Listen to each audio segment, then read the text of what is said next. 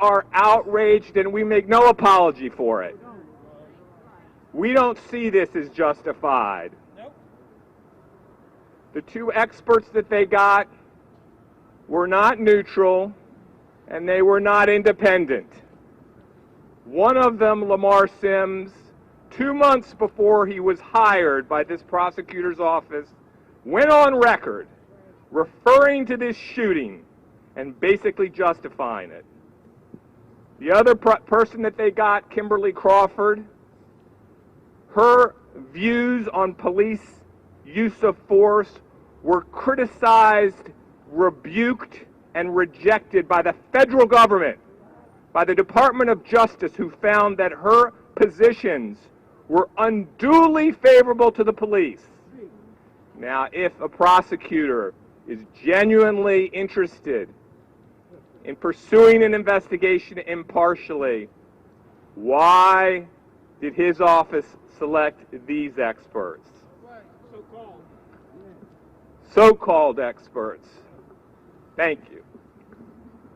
The problems, the flaws, the deficiencies in those supposed reports are too numerous to recite at a press conference. We've set them out in a very detailed letter to the prosecutor. But if you read those reports, the first thing that you're startled by is that they're based on pure speculation.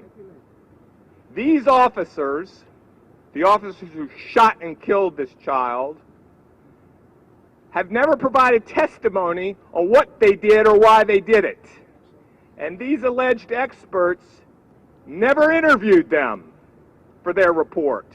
And yet they come before this community and this nation, and they tell you that they're going to testify before the grand jury about what they think was in these officers' mind, having never spoken to them.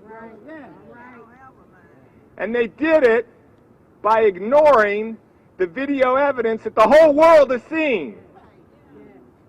We've all seen it.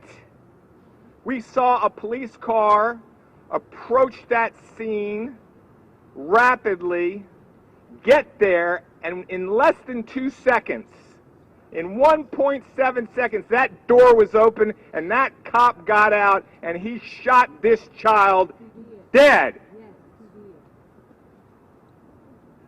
For those experts that the prosecutor retained, that was reasonable. That was justified. That was constitutional. Well, we don't know where in the Constitution it says that a police officer who knew what they knew and who confronted the circumstances that they confronted had the constitutional right to shoot a 12-year-old child. We're not familiar with that Constitution. No, we're not. That's not the Constitution in this country. Now, people need to understand that this shooting didn't fall out of the sky. It didn't come from nowhere. This department has been under federal scrutiny for more than a decade for its excessive use of force. The Department of Justice started in 2002 to examine this police department because they had a problem with excessive force. In 2014, the Department of Justice found that the Cleveland Police Department was engaged in a pattern and practice of excessive force, a pattern and practice including the deadly use of force.